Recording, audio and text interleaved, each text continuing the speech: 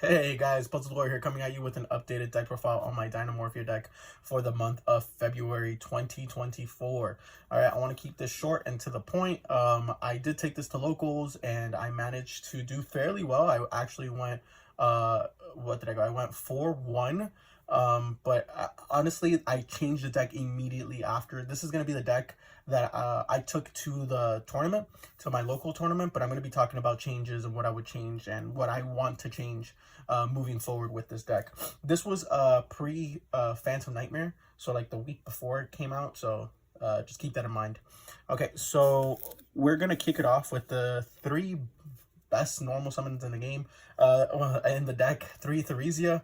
On normal or special, it lets you set a Dinomorphia trap from your deck to your spell and trap card zone, and then if your life points is 2,000 or less, it gains 500 attack, so it does become a 2,000 body. Pretty good. Great card. Yeah. 3 Dinomorphia Diplos. This is basically on normal or special, lets you foolish a Dinomorphia card, and then if you're at 2,000 or less life points, it burns your opponent for 500. Honestly, yes, I do see the argument why people run 2. No, I will not run 2, mostly being because I am running a hand trap here that I want to kind of have a lot of names in my deck. Not only that, until Konami gives us another monster, a main deckable monster, because I feel like the extra deck is just fine. What we need is another main deckable monster. I feel like Diplo should be ran at 3, because, well, you need to see your names in your deck or in your hand. If not, you don't get to play the game, right? You don't get to Rexstrom. And then now for the other monsters, we are running the 1 Miscellaneousaurus. Great card. Honestly, didn't see it once in the tournament, so I don't know. To be honest, no, I don't really know. Yes, here is kind of where, well, let me just show you guys. 3 Shifter. Okay, so this deck does not need the graveyard to play. Turn 0, right? Normally, I'm always assuming I'm losing the die roll. I lost every single die roll that tournament, by the way, just FYI. So every single die roll, I'm assuming that I'm going to lose. I always want to throw Shifter down, right? I throw Shifter down on my opponent. Usually it's a turn skip, right? If I'm playing against Fire Kings, I'm playing against Rescue Ace, usually Pearly, it's usually a turn skip. So I basically start turn 0, pretty okay. And then I go my turn, I either set 5 or normal summon Theresia and, like, you know, set a bunch of cards, pass over to my opponent's turn. By my opponent's turn, I'm already set up. I can activate my trap cards. I can be reactive to my opponent's stuff, have my Rexstrom, have my Intact. So that was my reasoning behind Shifter. If I'm going first, which I never did, by the way. If I'm going first, I would assume, in theory, I would dump Shifter and I'll set a bunch of aggro, wait to see if my opponent does something, if it's another turn pass or something like that. If it's a turn pass, then I just wait till my turn to play. If not, then I can activate Domain or Frenzy and then just bring out my Rexstrom and stuff like that. So the deck doesn't really need the graveyard to play. I know this is counterintuitive with Miscellaneousaurus, but I still wanted to include it because why not? And I guess the other monster that I could be in question because I am running D-Shifter is Wannabe. So I'm going to talk about the monster lineup real quick. D-Shifter for me is a total mandatory. If your deck can run it, why not play? It's such a good card. Yes, you can side into it, but why not just win turn 1? You're a trap deck that loses to time, right? So that was my theory behind it. I am playing a trap deck that if I get sent to time, I automatically lose because my opponent always needs to pick up my stuff, always needs to take their time to read, always needs to ask questions, and it's just a pain. So I'm just like, okay, D-Shifter, blah, blah, blah, and then go for an OTK or something with Ketragina and stuff like that. Now, Wannabe, even though Wannabe does need to get sent to the graveyard to activate its effect, I guess I just wanted another way to kind of play to get to, like, my important traps, you know, like my Frenzies, my Intacts, maybe my Solemn Judgments or whatever. So my theory was I'm not always going to see Shifter, and if I'm not always going to see Shifter, hopefully I see a Wannabe or a Miscellaneousaurus, right? Because after turn 1, well, Shifter kind of loses its value in the deck. So that's kind of my mentality. Now, the things that I would change was, honestly, I would probably drop the Wannabe and drop the Miscellaneousaurus and add in 3 Ash Blossoms. I think Ash Blossom is a fantastic card this format. It's so good that Wannabe isn't really needed in the deck, especially if you're running Trap Trick like I am, and Miscellaneous Saurus. It's just nice to have, but honestly, again, it's not really needed in my opinion. I have a couple stuff in my deck that I feel like I'm not too scared of, you know, because I was scared of Super Poly and Triple Tactics Talents and stuff like that. So, I guess I felt like I didn't need Miscellaneous Saurus. Miscellaneous Saurus, really, I didn't use it. Like, maybe I used it once, and even then it didn't really feel that good. So that's it for the monsters. Let's get to the spells. A really small spell count, of course. 2 Fossil Dig. This is either to get to your Theresia on turn 1 or turn 0, or this is to get to your Miscellaneous Saurus. And usually this is good, like, drill bait. You know what I mean? I don't know. It's not like you're going to get drilled by very much. And for the rest of the spells, you're running the 3 Pots of Prosperity.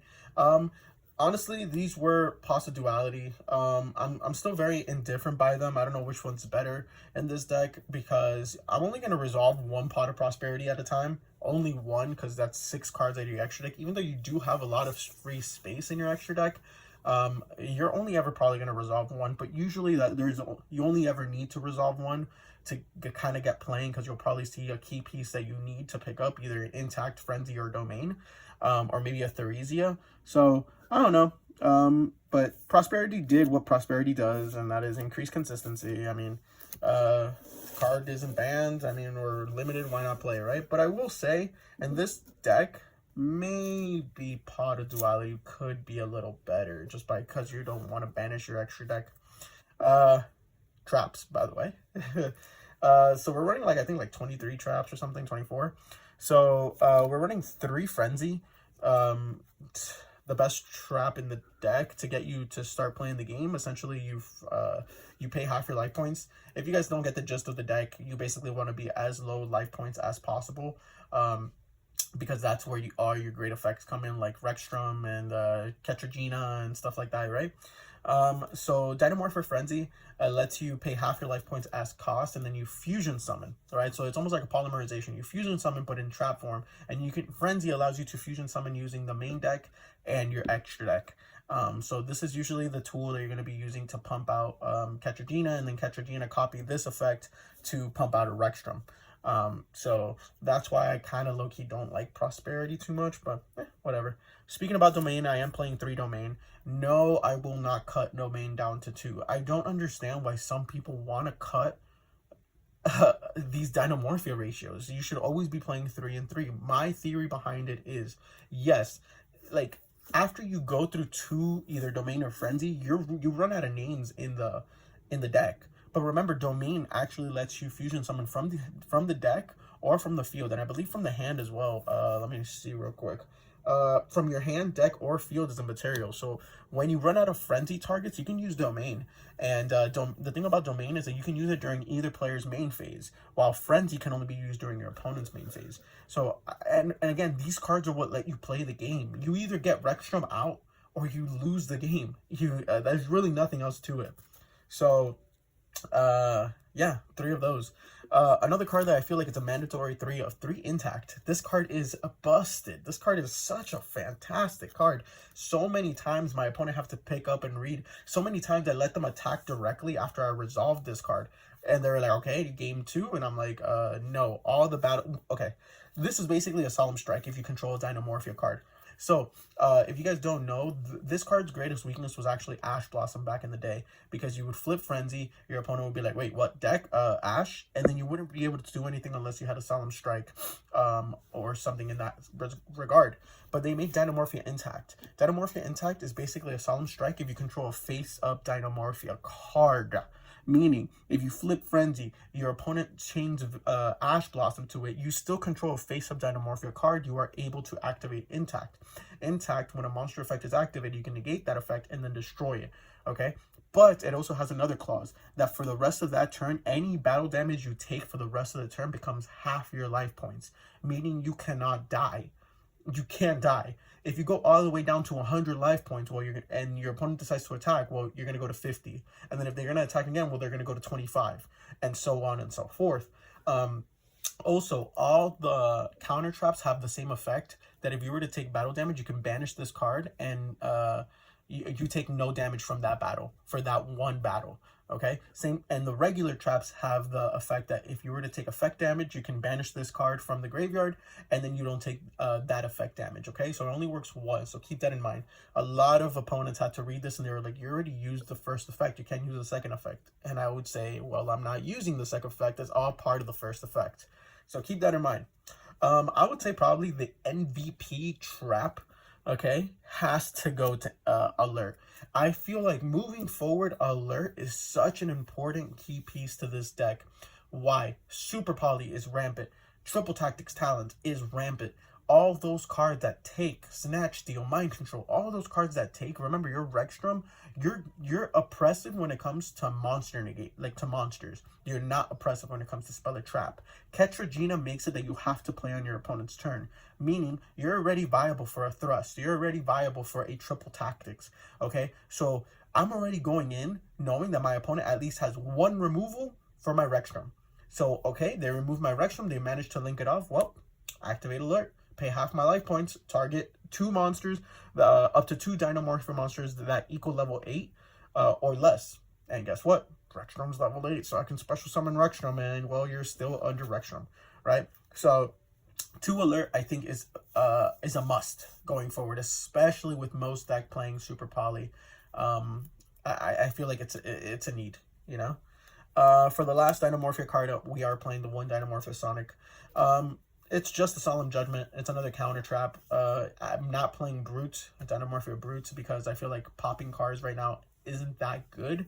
Yeah, you can argue that you can pop field spells, you can pop, you know, stuff like that. But like honestly, I didn't think I needed it, and I didn't miss it at all. Like I think Brute is just really bad right now, and the other Dinomorphia traps are like subpar. So no.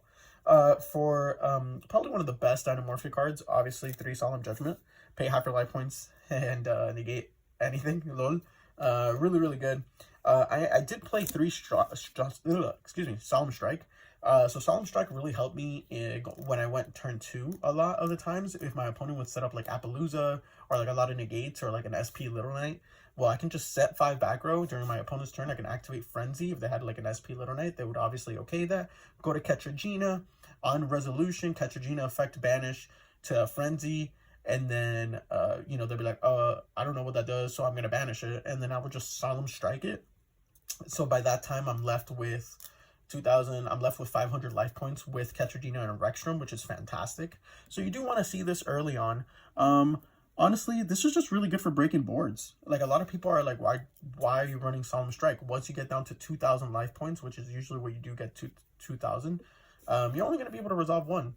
And then, yeah, but Strike is just such a good card again. In breaking boards, going first and going second, you just feel safe. Usually I would have like if I open up Frenzy, a Solemn Strike, and an Intact, boy, I know I'm going to win that game.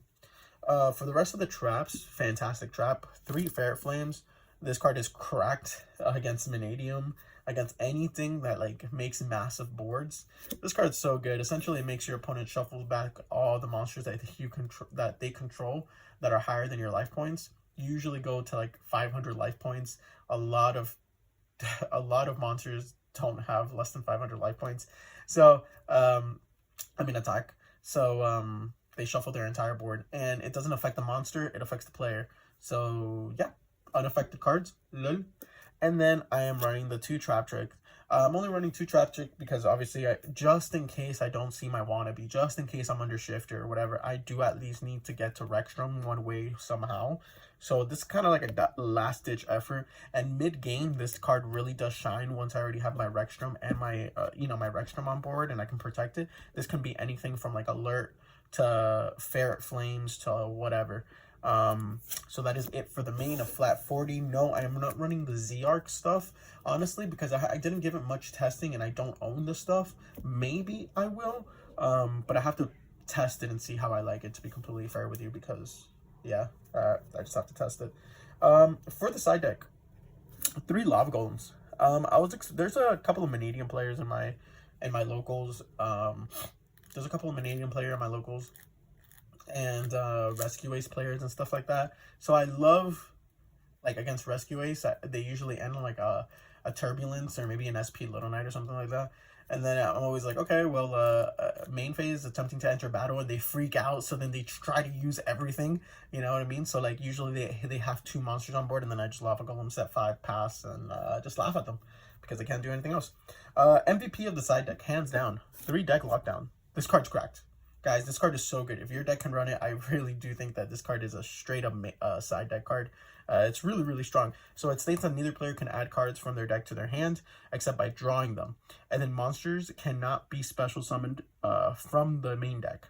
And then you have to destroy it during the second standby phase of activation. So by that turn, hopefully you have such a lockdown on the board and you can just keep on attacking. This card's basically like an endless draw and lockbird, and like anything that, you know, sends from the deck or special from the deck, well, no. 3 anti-spell. It was whatever. I honestly never cited it. 3 evenly matched. Good card. People don't expect it. And 3 super poly. We do have the extra deck space. So why not, right? Because we do have the extra deck space. That is it for the side deck. Maybe I should have gone through the extra deck first. For extra, 3 Gina. Tetragina is fantastic. Love this card. This card's so good. This card enables a lot of your OTKs 4,000 beater. Essentially, this copies a Dinomorphia normal trap by paying half your life points as cost, so it gets around that whole once per turn sort of clause. And not only that, this card loses attack points equal to your life points. So if you're at 4,000 life points, this card is at 0. If you're at 2,000, this card's at 2,000. If you're at 1,500, this card is at 25, I think. I don't know. I can't do that type of math. Anyway, moving on. The best extra deck monster, obviously the main boss monster of Dinomorphia, Rextrum. This card's a skill drain on legs. Quick effect, make all your opponent's monsters equal to your life points by paying half your life points. Such a good card. 3 Stealth Bergia. Never once summoned it. Never actually summoned it. This card is just fodder for Frenzy, to be honest. Yeah.